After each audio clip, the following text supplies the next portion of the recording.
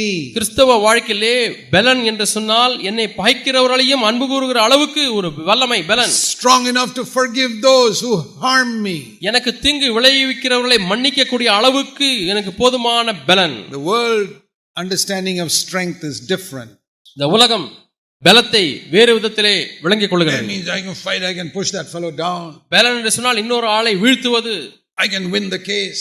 நான் எப்படியாவது இந்த கேஸ்ல ஜெயிப்பது. He fought for that property and I won the case and I got the property. அந்த சொத்து வழக்கிலே நான் சண்டை போட்டு சொத்தை நான் இப்பொழுது ஜெயித்து விட்டேன். That is all worldly way of doing it. இவைகளெல்லாம் உலக விதமாய் சண்டை போடுவது பலனாய் இருப்பது. Christian life strong means that guy hates me but I can love him. கிறிஸ்தவ வாழ்க்கையிலே பலன் என்றால் என்ன?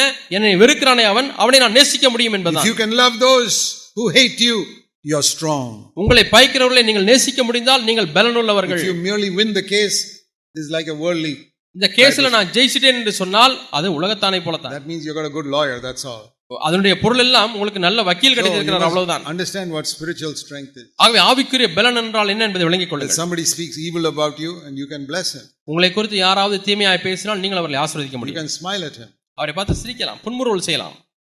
That is the type of strength God gives us. அப்படிப்பட்ட பலனை தான் தேவன் நமக்கு கொடுக்கிறார். God will not allow you to be tested beyond your ability. உன்னுடைய திராணிக்கு மிஞ்சி நீ சோதிக்கப்படுவதற்கு அவர் இடம் கொடுக்க மாட்டார்.